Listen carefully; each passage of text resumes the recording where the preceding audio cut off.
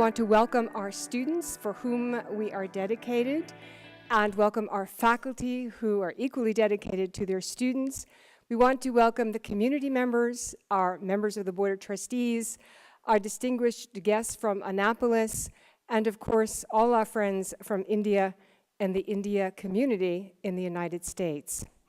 I just wanted to mention to you that we call this the Athenaeum Symposia because the Athenaeum was the palace of wisdom in the ancient Greek period, and symposia was an intellectual discussion. And so we hope tonight and every night when we hold these events to have an intellectual discussion. We're going to have the ambassador speak in just a moment, and we know we will gain many words of wisdom from her. But before we begin, I'm going to have Dr. Rita Kranides speak a little bit about the Institute for Global Humanities. Dr. Rita Kranides. I have the privilege of introducing Dr. Sanjay Rai tonight, the Vice President and Provost of the campus. Before I do this, however, I want to introduce a brand new program at Montgomery College, the Global Humanities Institute, which I am so excited to direct. This past summer, Montgomery College was the top recipient of a challenge grant from the National Endowment for the Humanities, their special initiative called Bridging Cultures. You are the first to be formally introduced to the Global Humanities Institute. Our goal is to infuse our humanities programs with a global perspective. We will create a model program that can be replicated by other institutions. Our plans for the Global Humanities Institute include faculty training, course revisions, and scholarly seminars through travel abroad. We are focusing on China, El Salvador, and India. This program continues to build on Montgomery College's close relationship with India. In a time when there's extensive talk about economic progress, we need to focus on the study of the humanities here and in India. Study of the global humanities is a national priority. This past February, President Obama requested of Congress more than $150 billion to fund the work of the National Endowment for the Humanities, $9 billion of which to be spent on the Bridging Cultures initiative. The study of the humanities is the glue that brings people together, collaborating over common concerns and celebrations of our cultures. As the National Endowment for the Humanities states, we must foster Americans' understanding of the cultural complexity of the contemporary world. There is no better way to do this than to talk about our ideas and our values with one another. We look forward to doing so with our colleagues in India. In the months and years ahead, we welcome your collaboration for the educational benefit of both our countries. Thank you, and I look forward to future conversations with you. And now it's my great pleasure to introduce Dr. Rai, the force behind our deepening relationship with India. Thank you.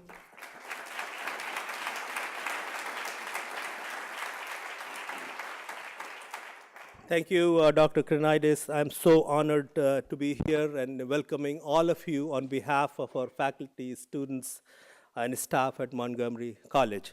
I want to recognize two very special people in the audience. Montgomery College Board of Trustees Chairman, Mr. Steve Kaufman.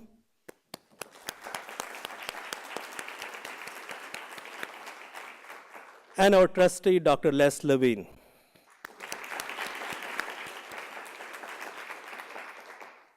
I have stood on this stage on many occasions to welcome honored guests and to acknowledge extraordinary accomplishments of our incredible students, faculty, and staff. But tonight is a very special occasion for me to introduce a very special speaker, Ambassador Nirupama Rao, the Ambassador of India to the United States. Ambassador Rao's diplomatic career has spanned decades and continents. During her career, the Soviet Union has collapsed and the Cold War has ended. China, the sleeping dragon, has roared to life, and India has become the 10th largest economy in the world and poised to become one of the top 5 economies in the world and certainly the most populous nation in the world by 2020. Globalization has erased boundaries. Ambassador Rao has, throughout her distinguished career, helped shape today's world. It began in Vienna, in Europe. In December 1988, she was a member of the delegation of Prime Minister Rajiv Gandhi that visited Beijing, the first visit by an Indian Prime Minister in 34 years. Her expertise in Sino-India relations took her to Harvard University in 1992, where she was a fellow at the Weatherhead Center for International Affairs, specializing in Asia-Pacific security. After serving at the Indian embassies in Washington and Moscow, Ambassador Rao's first posting as an ambassador was in Peru. That's 4 continents for those who are counting. In 2006, she became the first woman to be appointed India's ambassador to China. In 2009, she was appointed Foreign Secretary, the highest office in the Indian Foreign Service. And the last year, she accepted the post she holds today, the Ambassador of India to the United States. Perhaps most important to Dean Joan Naik, who founded the Athenaeum Symposium, Ambassador Rao holds a graduate degree in English literature and has published a book of poetry, Rain Rising. The United States, the oldest democracy, and India, the largest democracy, have much in common. The people in both of our nations know that education is the cornerstone of our freedom and the foundation on which innovation and entrepreneurship and our economies thrive. In the globalized world, an educated population is a productive, prosperous, healthy, and secure population. In the globalized world, solution to our challenges will be found through cooperation and collaboration. Please join me in welcoming a great citizen of our globalized world, a woman who has devoted a lifetime to addressing global challenges through diplomacy. Ladies and gentlemen, please help me welcome Ambassador Rao to the podium.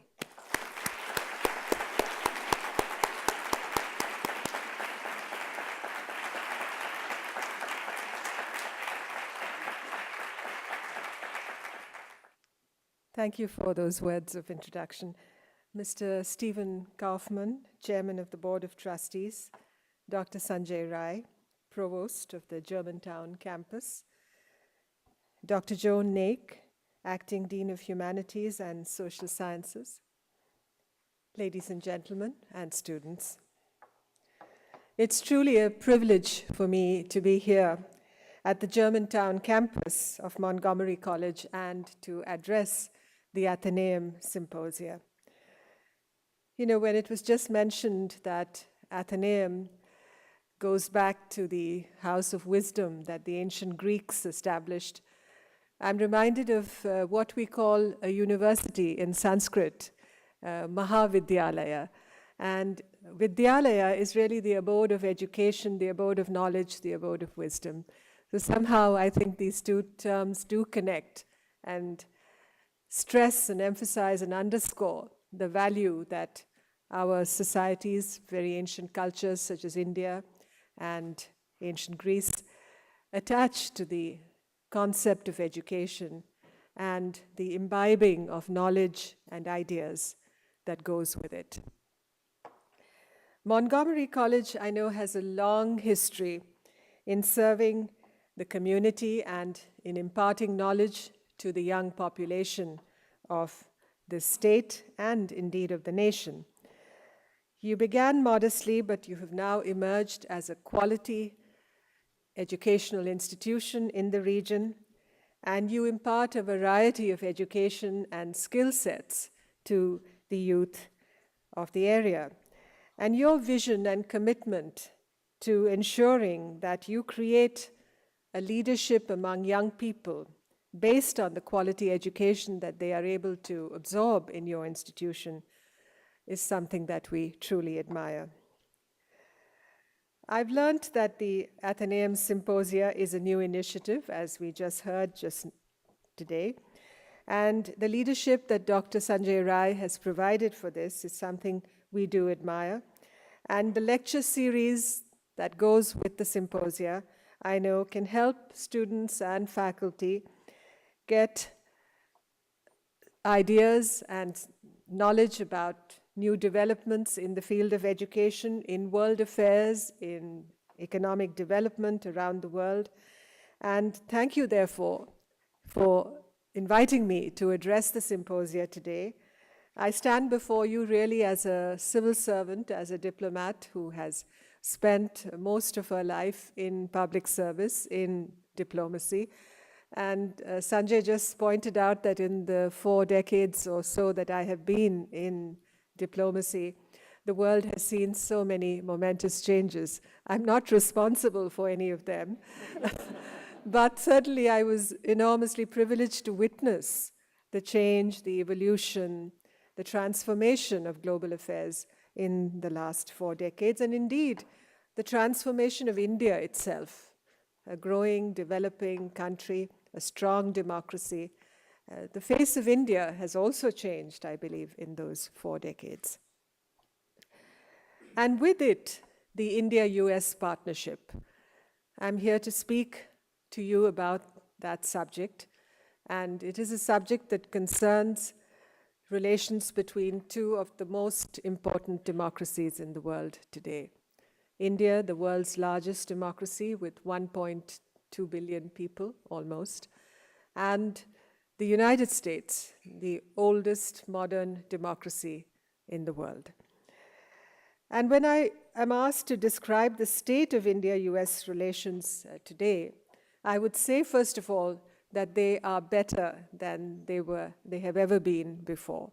And I would add that the best is yet to be. There has been visionary foresight applied by the leaders of the 2 countries to growing the political relationship between the 2 countries. And the business and industrial sectors, again, in the 2 democracies, have reached out to each other and forged a strong linkage between these 2 areas in both countries, and that has contributed in a very important and crucial way to economic development. It has created opportunities, it has grown markets, and it has brought the 2 countries closer together. Therefore, you see convergent interests between our 2 countries. No longer are we the 2 estranged democracies of the 50s and the 60s and even the 70s. I think today that term, I can say very categorically, does not apply to the India-US relationship. This is a multifaceted relationship today, and it encompasses almost every field of human endeavor. Not only developmental cooperation in areas such as education and health and energy and agriculture, but also in defense and security and counterterrorism, as well as our common interests in ensuring peace, stability, and development around the world. Now, as India seeks to realize its destiny in the framework of an open, pluralistic, democratic society that respects and protects fundamental human rights and celebrates our civil society, in this historic journey, the United States is an important partner for us. We have established a strategic dialogue between the 2 countries in 2009, and this dialogue has identified a number of key areas for expanding cooperation between our 2 countries. And I'd like to mention strategic cooperation as one of the pillars, energy and climate change as another pillar, education and development as a 3rd pillar, economy, trade, and agriculture as the 4th pillar, science and technology, health, and innovation as the fifth pillar of this dialogue. Our relationship is unique that it goes way beyond what governments can do. It is a partnership that enjoys wide political support. I see bipartisan support for the relationship with India in this country. And also in India, we're a very vibrant democracy. Everybody has a point of view. But when it comes to India-US relations, most people, I can assure you, are agreed that this is a relationship to foster, to grow further, and to participate in terms of the interest groups and the people in both countries. Now, this partnership today has happened simultaneous to the accelerated growth of the Indian economy, of which you are all aware. And it has therefore, in a sense, connected with the growth story in India. It has helped improve the lives of our people. It has opened up new opportunities to expand commercial and economic cooperation between our two countries. The total bilateral trade between India and the United States amounted to $100 billion as of last year, and this year it is slated to grow further. Similarly, American companies have invested a great deal in the Indian economy, not only in industries or factories around the country, but also in research and development in some of our key cities. And also, likewise, Indian companies have invested here in the United States across almost 43 of your states, and an amount of close to $27 billion has been invested in the US economy by Indian companies in the last few years. And through this investment, they have created wealth, they have created value, they have created jobs here in this country. And that is a story that is not often heard because I guess there is so much more that we are preoccupied with in our daily lives. But I have consistently sought to tell this story wherever I go because I believe it is important that Indian companies are making a difference to the US economy today. And we need more and more American involvement and participation in our economy. India is open for business, as it is often said.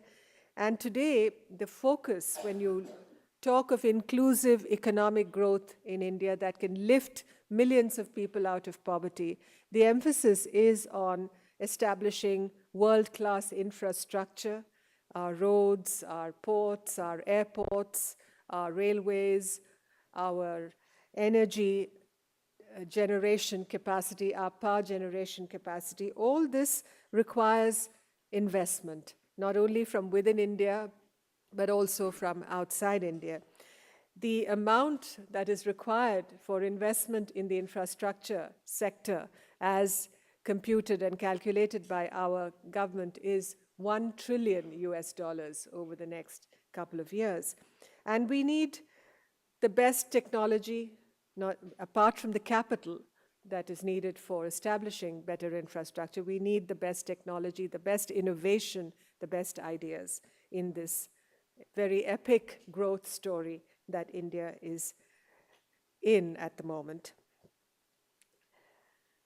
Now, this strategic partnership between India and the United States is important for another reason also, because it helps advance global peace, it helps advance global stability, peace, and progress. Now, we have, therefore, not only a bilateral dimension to this partnership today, we have a regional dimension, we have a global dimension also to the India-US partnership. Therefore, India and the US today are working together in some countries of Africa in fields such as agriculture and capacity building, training, vocational training, and areas that Montgomery College is expert at. These are also areas in which India and the US are participating and cooperating in some countries in Africa like Malawi and Liberia and Kenya, for instance. The open government platform that our two countries are working on has also elicited the interest of some African countries, and today we're beginning collaboration in countries like Rwanda and Ghana, for instance, in open government techniques and capacity building. Women's empowerment is another area in which we cooperate, and this not only covers places in Africa, but also in countries like Afghanistan, where we are working together. Now, we have a convergence of interests, as I mentioned earlier, in ensuring stability and security, not only in Asia, not only in the region that we are situated in as India, but also in the world at large. We are cooperating on a number of critical issues that face the international community today, such as the global economic situation, terrorism, and several regional challenges like piracy, for instance, or maritime security. There is, of course, the issue of Afghanistan and the issue of larger Asian security and stability, on which we have a very fruitful dialogue and cooperation. So the frequency, the quality, and the range of our political dialogue in recent years has really reached a new level. So this is a relationship that is based, as our Prime Minister has said, Prime Minister Dr. Manmohan Singh has said, it's based on pragmatism and it's also based on principle. And it's strengthened by shared values and common interests, as I just said earlier. And it's also a relationship that has been defined, that has been described as a defining partnership, as an indispensable partnership by President Obama. And Secretary of State Hillary Clinton has described it as an affair of the heart.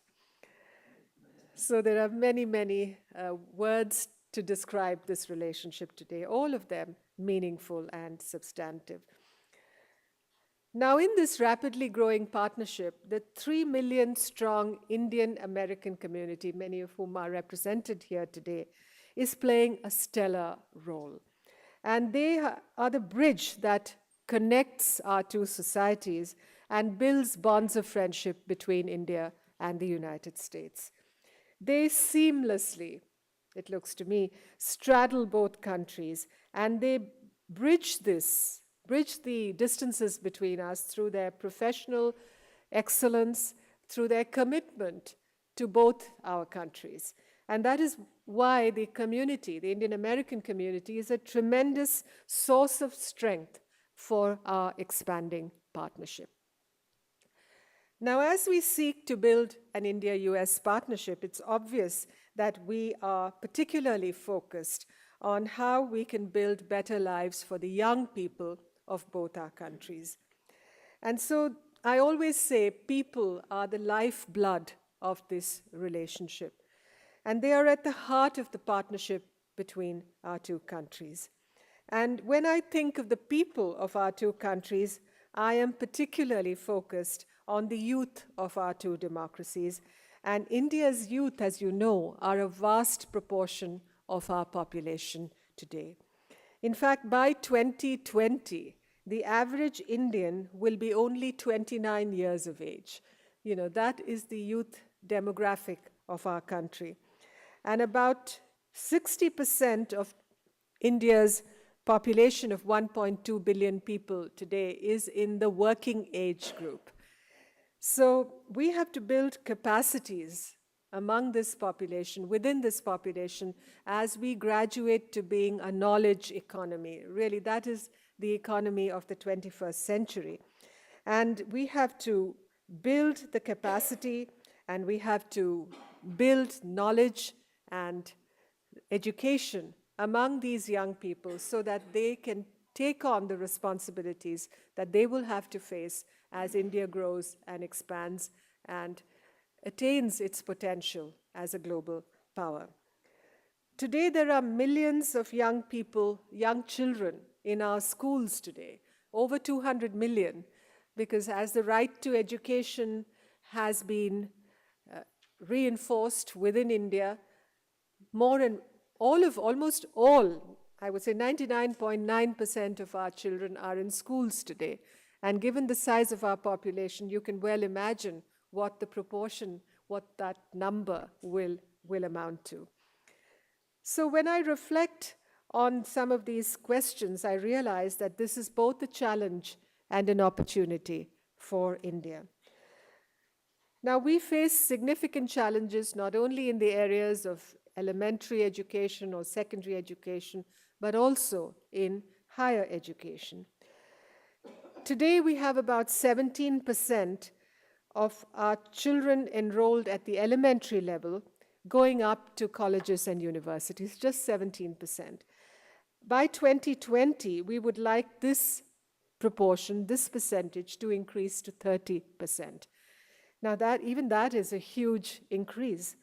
And to do that, we will have to build more than 1,000 universities and at least 50,000 colleges. So you can get a sense of the numbers involved.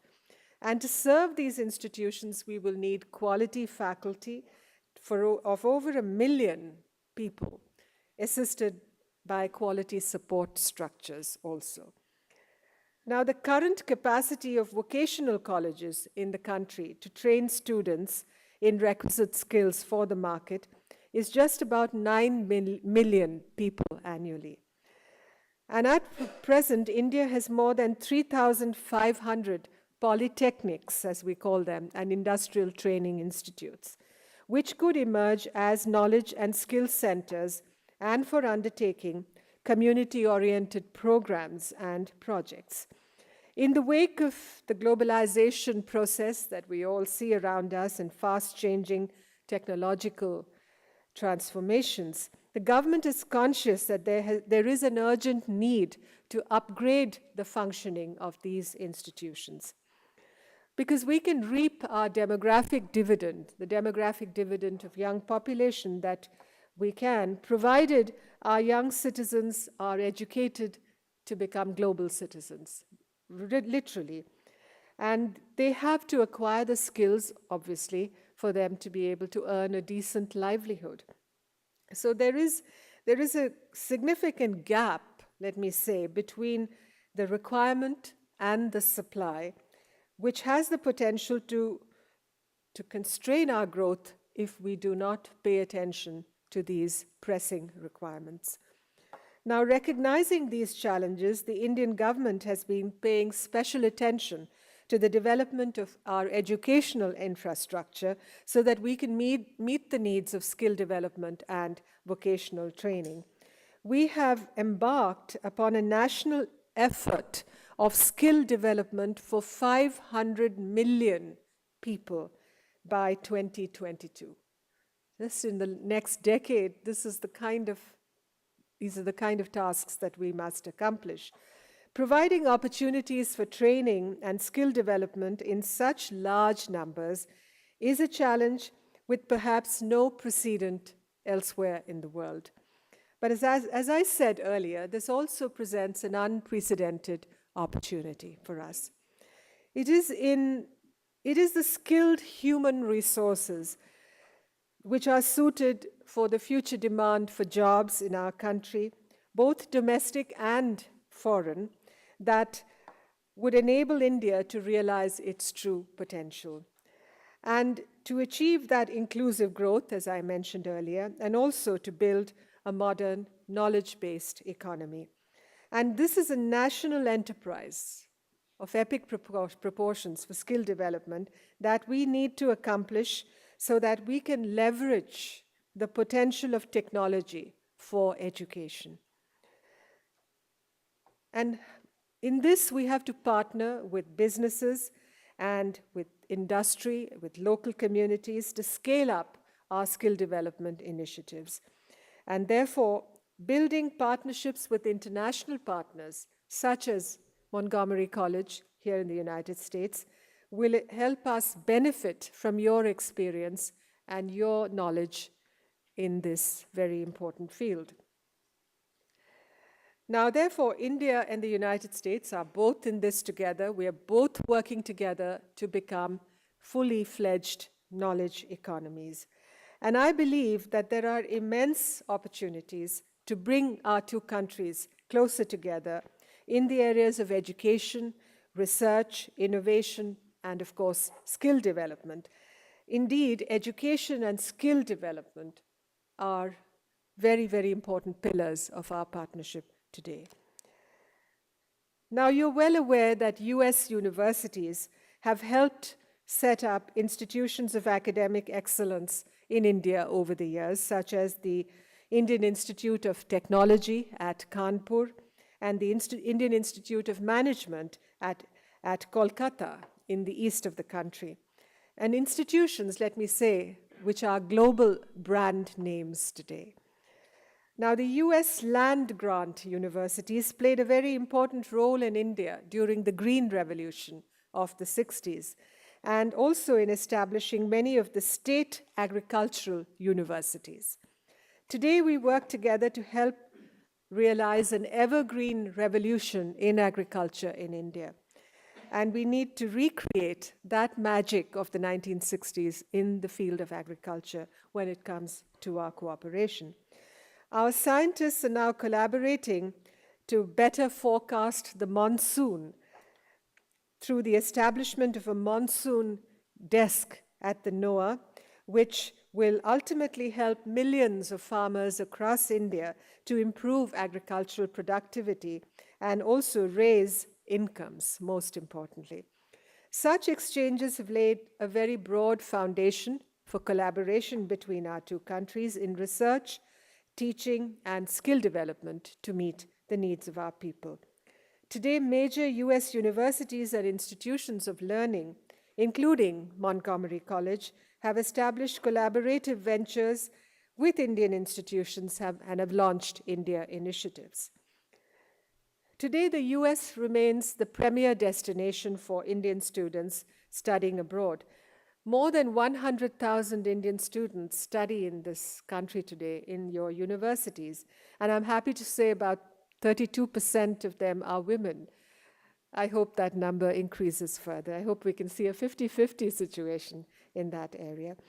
And more than 17,000 American and Indian scholars and students have benefited from programs such as the Nehru Fulbright Fellowships and Scholarships, which have been around, for a number of decades now. The Corona scholarships, I get a number of letters from universities around this country where the Corona fellowships and scholarships have been established, and they speak in glowing terms about the benefit that has accrued from that program. And I would like to see many more American students come to India to study at our universities, just to get to know our country, to rid any stereotypes that may exist about India, because India deserves to be studied more deeply and more closely. And what better way than to be exposed to India at a young age to develop that friendship and that attachment and that commitment to the study of India. Now, the India-US Higher Education Summit that we held last October, exactly a year ago in Washington, and the higher education dialogue that we conduct during the strategic dialogues. We've had 3 strategic dialogues between India and the United States since 2010. And this year, in June this year, when we held the 3rd strategic dialogue in Washington, we also held a higher education dialogue. And this has been steered by our Minister for Human Resource Development, Mr. Kapil Sibal, and US Secretary of State, Hillary Clinton, on the American side. And so this dialogue seeks to give the focus to education in our partnership. And it's also our endeavor that academic institutions, scholars, and students come closer together as a result of the programs that are instituted through this dialogue. There is also the Dr. Manmohan Singh, President Obama Knowledge Initiative that we have started to implement as we speak. There are collaborations that have been put in place to activate and to implement this initiative. And we are also working on a plan to place some of our young faculty, our junior faculty, in your universities and institutions of excellence to enhance their capabilities as teachers, as knowledge imparters. And we need to therefore harness mutual synergies, building on the strong foundations that we have established over the years, in the last 60 years to be exact, so that we can have an even more intensified exchange of students and faculty between the two countries. Now, in our effort to build a more robust educational system in our country, we want to learn and to draw upon the experience of community colleges here in the United States. Now, community colleges can partner us in developing the curriculum and the pedagogy for the global workforce of the 21st century that we want to create in India. We will be hosting, back in India, we will be hosting an international conference on community colleges early next year, so that we can tailor the community college model that we want to create in India through this cross-pollination of ideas with countries and with institutions such as yours, so as to build a strong community college sector in India. The Montgomery College, let me emphasize, is a premier institution for education here in our region around Washington, and I'm glad that your college has taken an early lead in forging links in building skill development initiatives in India.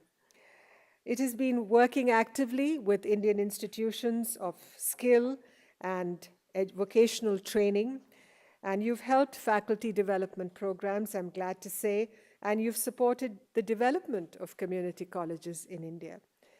So I would like especially that you give emphasis to the development of curriculum and digital teaching materials that can help our institutions.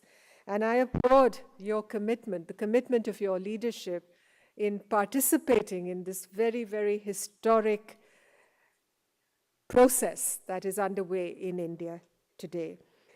Your experience and your knowledge is precious to us, let me add. And I'm confident that this process of cooperation will strengthen people-to-people links between India and the United States. And as I said, people are at the heart of our partnership. Let me also say I've spent a little over a year in this country in my current assignment, and I've had the opportunity to travel extensively across the United States during this period, and I have been able to interact with your leadership, with your businesses, with the academia, and with the Indian community during these last few months. And all my interactions, let me emphasize, have reaffirmed my belief that the future trajectory of India-US partnership is full of promise, it's full of potential and opportunities that will benefit both our peoples. Thank you.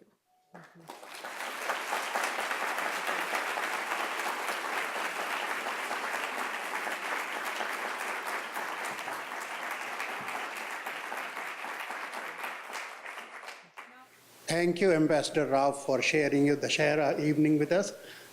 And it's an honor to be able to speak to you one-on-one. I'm Atul Roy. I teach mathematics at Rockville campus of this college. Yeah, I read your wonderful article, India, the Power Sector, that you wrote in response to the coverages. And it's a very nice article. Now, I'll ask you a very particular question regarding diplomatic effort for business deals. Now, of course, Indian nuclear power generation has been increasing exponentially, and it's supposed to increase further. And there have been a lot of efforts on the part of both the governments to foster more and more cooperation between the two countries. And lately some problems came up, and now I read the good news that the Kudankulam power plant is about to go in production. But I'm saying, what is diplomacy able to do in the obstacles that are coming in for advancing these relationships further? To borrow a phrase, I think diplomacy empowers this process. And diplomacy helps to catalyze a number of these, understandings, and helps to translate them into actuality. I think that is the role that diplomacy can play. I'm sorry, diplomacy is the word. So when it comes to the power sector, as I tried to say in that article that you referred to, this is a key area for our development today. There are millions of people, there are over 300 million people in India that have still to be provided access to energy, to uninterrupted availability of power, for instance. Number of our villages have still to be electrified. A lot of progress has been made in the last few years, particularly in the last 4 or 5 years. The extent of capacity that has been added to the power grid of the country is phenomenal, much more than had been added on in the last 6 decades since we became a free country. So this pace is accelerating. So that is a very optimistic characteristic of the situation today. When it comes to nuclear energy, we are committed also, as we grow our energy sector, to look at clean and unpolluted sources of energy. Much of our power sector is built on coal, as you know. We do have some hydropower, but it's basically on the thermal power generation. So nuclear power generation gives you the opportunity to access clean power. That is a big plus where nuclear energy is concerned. So the India-US civil nuclear deal that was concluded in 2008 was a very historic development in the relations between the two countries. And it has opened the way, literally, it opened the universe, literally, for India in terms of the participation of foreign investment and foreign technology in the development of our nuclear power sector. There is a very strong indigenous base already within the country for nuclear power. But certainly in this day and age, when markets are open and when there should always be a good flow of technology from abroad and innovative practices, nuclear power is also one of those areas where I think we can establish mutually beneficial partnerships with our friends abroad, particularly with the United States. So we have companies like Westinghouse and General Electric that are engaged in negotiation with our Nuclear Power Corporation of India Limited to conclude the early works agreements that will be necessary to move ahead to really establish the new nuclear power plants, which would, stem from the agreement that we signed with the United States in 2008. Thank you very much. I feel honored today to have a personal interaction with you here. My name is Darpan Shah, and I'm a freshman here, majoring in the computer engineering. My question is, when here you're discussing the education partnership with Indo-US, so recently there were many corruption scams and scandals that were found in education, especially in the field of medical education recently in India. So do you think that would have an hindrance in the partnership with US education or the foreign education system? I think these are two completely separate issues. When it comes to building education partnerships, obviously, first of all, we must remember one thing about India, that it is a country governed by the rule of law. It is a country that has a very vigorous parliamentary tradition. It is a country with a free and open media. And therefore, there is a system of accountability for everything. You're not talking of a banana republic when it comes to India. So keep that in mind, especially you as a young person representing India here in this country. I think you should be able to stand up for India also. I'm sure you do that. That is the first point. The second thing is that the numbers of educational institutions in India that are engaged in collaboration with foreign institutions has grown over the last few years. And once the Foreign Education Providers Bill is gone through Parliament and passed through Parliament, the sector will be opened up even more. So the effort of the government is to create a certain framework, a certain template, a certain structure of rules and regulations in which this foreign participation can take place. But there's never been any barrier established to faculty exchanges for our students and researchers to engage in collaborative programs with institutions abroad.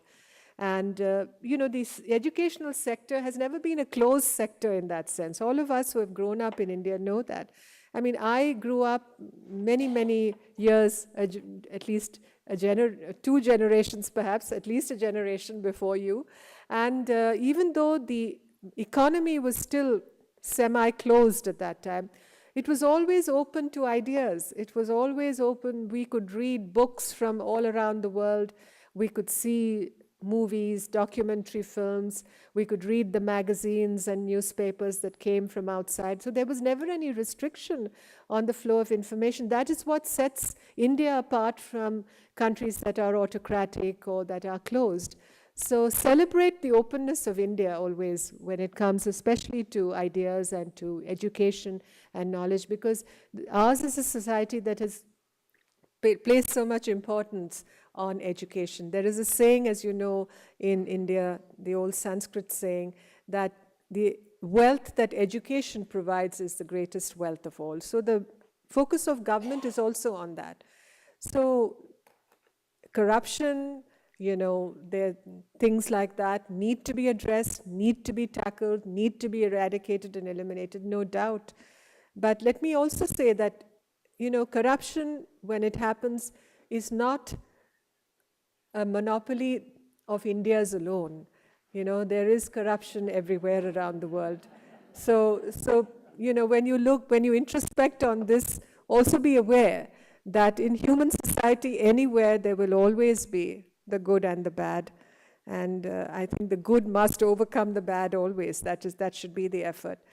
But we have seen that happening in countries as they have grown. Here in the United States, during the time of Reconstruction, during the Gilded Age, when the United States was growing, in Japan, in Korea, they did have problems like this. But the challenge for every country is to overcome it and to be able to discuss this freely and to be able to get it out of the system, not to hide it, not to camouflage it. That really is where the strength of the system lies. And India is doing that today. Thank you very much. Thank you. I'm Fizi Halim. I'm with Montgomery County Department of Economic Development. We had the great pleasure of accompanying Dr. Rai to a mission in India in 2007. And so afterwards, perhaps I might be able to give you a copy of the Montgomery County flag and the India flag pin that we had made during that time period. One question that I did have, I manage the technology transfer and commercialization programs for the county. We have 18 federal labs and over 30 actual federal laboratories in the county. And one of the things that we find is a great asset is the ability to work with intellectual property in development towards technology, hopefully commercialization in the future. One of the things that we find that is a difficult situation across borders is the patent issue and dealing with intellectual property. And I was wondering if you could speak to that, particularly in light of the new America Invents Act changes and how that may affect cooperative abilities between companies as well as countries. I'm not an expert on patent law. I think it would be, I would presume too much to speak with any authority on that question. But I wanted to say that we have a very strong patent legal system that to protect patents in our own country.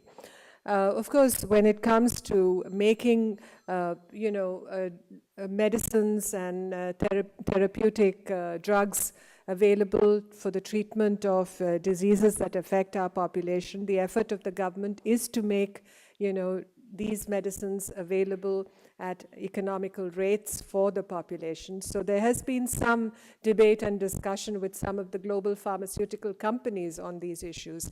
But I think anybody who is committed to the cause of inclusive development and to to meeting the needs of the underserved sections of the population would understand why we have to provide that availability to people who have not had access to cheaper treatments in the past. But the emphasis has always been to work with the law on these issues and not to flout international legal requirements. But the point is that we need more dialogue and debate on all these issues between the developed countries and the developing countries. You see that even on climate change, for instance. You know, the emphasis that the developed countries bring to these issues and the kind of focus that we in the developing world would like to give to poverty alleviation, to, as I said, meeting the needs of the underserved, to ensuring areas like that development in energy, for instance, reaches every section of the population. The same applies to providing better health care, for instance, and the availability, especially of medicines, for the poorer sections of the population. This is what this is what I see as a concerned citizen. I don't speak to you as a diplomat or as an ambassador today. I speak to you as a concerned Indian. This is the way we would look at it from our corner, neck of the woods, as you say in this country. Well, I hope and encourage that Ayurvedic medicine and other means of healing continue to be introduced from India and from other countries that will help not only the people indigenous to that area, but also others around the world, because anything that can keep you off of lifelong pills sounds like a good idea too. Thank you. Namaste. Namaste. My name is Mila Anderson, and I'm a student at Montgomery College.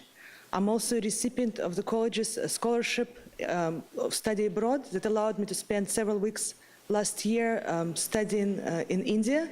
I'm also a recipient of State Department scholarship for critical languages that sent me to spend 3 months last summer studying Hindi in Rajasthan. Oh, lovely. So I'm a living testimony of the issue that's very dear to your heart of public diplomacy, and the kind of bridges that I built through people-to-people connection. I was amazed, obviously, traveling in India with which warmth Americans are perceived. And it's true that our relationship has never been better. And I'm very gratified to be one of the 12 community college students out of 600 that are participating in a program for critical languages. It's usually for for graduate students, a program for graduate students. Only 12 students were chosen as a community college students, and I was one of them. And my question is, I'm immigrant from Russia, living and studying in America with great interest in Southeast Asia. The most powerful idea about America as a society and about its educational sector especially is the ability of people to continuously reinvent themselves, to have multiple identities, to have multiple careers, to not be stunted by their background, but to have ability to come back at any point in their lives and become students in Montgomery College and reinvent themselves.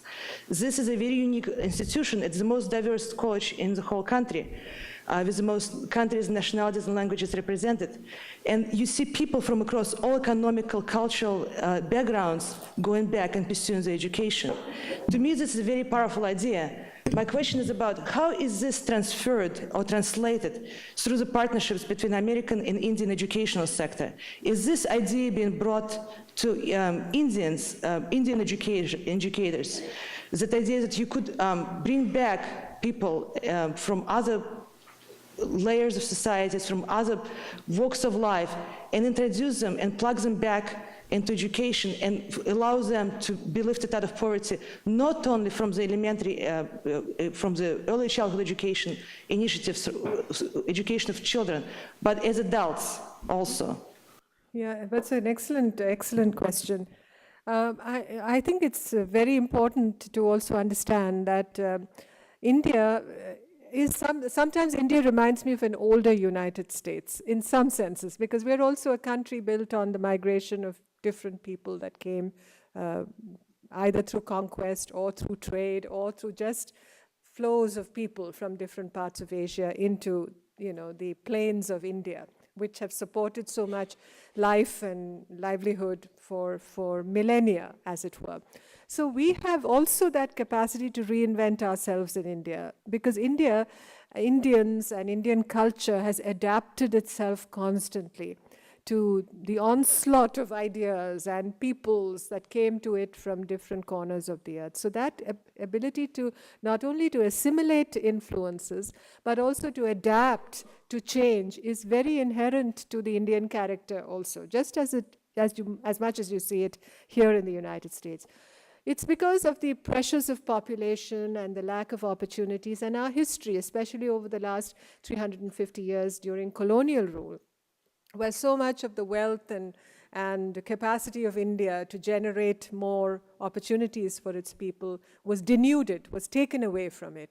So we are building once again, we're rebuilding, and that's why India is re-emerging in many senses. I wouldn't call it so much as an emerging country, but as a re-emerging country. That's one point. The other point is that, today when you talk of building capacity and creating, the knowledge that enables you to face the 21st century, you are also talking of reinvention, and you're also talking of upgradation of skills. It's not just enough for people, our young people, to learn how to manufacture cheap consumer goods in churning them out from factories and sweatshops. That's not what we want. We are looking at the next level. We are looking at how to upgrade technological know-how, how to create those high-value goods that will create more wealth and progress and prosperity for India, just as China is doing today. So maybe we'll have to leapfrog in a sense, just as a few years ago we had a problem with establishing landline connections for telephones in India. We didn't have enough capacity. But today, with the advent of mobile telephony, almost, all of the population possesses a mobile phone now. So that was a kind of a leapfrogging of technology that happened. So similarly, when it comes to skill development, we will have to leapfrog. It's not just a question of, as I said,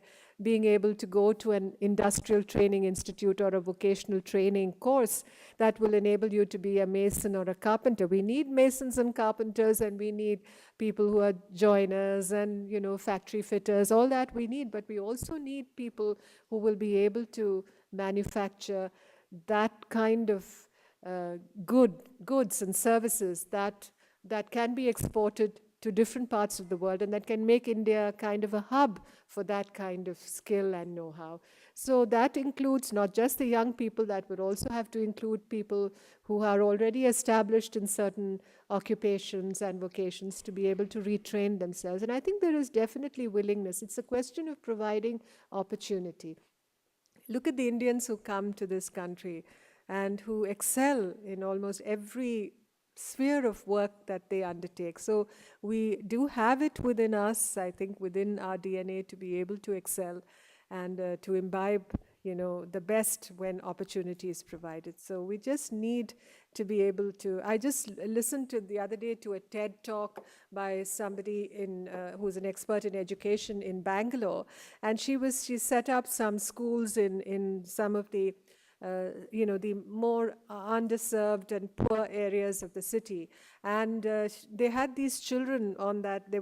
She showed a video of some of the kids who had gone to the schools that she had set up, and the way they had learned so quickly to speak English and to express themselves and to excel in mathematics and science. And they were children from the poorest neighborhoods. So it just shows that there is, that spark or that desire to do well, to excel, and people want the opportunities. And that's really where, skill development has a role to play. My name is Lauren Charles. I am a new student of Montgomery College. Before I ask my question, I want to thank you for being here, Ambassador. My question is, you mentioned stereotypes about India. What are some of those stereotypes? What are those stereotypes? Yes. You're getting me started now, I think. Well, I think now many Americans, many foreigners have watched a movie like Slumdog Millionaire, for instance. So, so they think, I mean, this happened in China also. In fact, the song Jai Ho, which is, from Slumdog Millionaire, is played all over China today. And so people, pick up certain aspects of these what shall I say, films or cultural, presentations, and then they become applied to the country as a whole. Take curry, or take, Indian curry, as you know, the Indian cuisine. And nobody seems to realize that India is such a diverse place when it comes to food also. You may think of tandoori chicken and you may think of chicken tikka, but that's eaten in a very, in the northern part of the country, in a small part of the northern part of the country. There is so much diversity. There are so many culinary traditions all over India. And even if there are, poorer neighborhoods and slums and, places like were described in the movie Slumdog Millionaire, there's so much more to India. There's, the rich cultural tradition. There's the history of India, which is a subject in itself, so complex. And look at the influences that have made India what it is today, and how India has been able to stay Indian, despite the fact that so much, was inflicted upon India through the centuries. All this is not part of the stereotypes that people, normally have. I mean, people, seem to think that India is just one or two things. They speak about,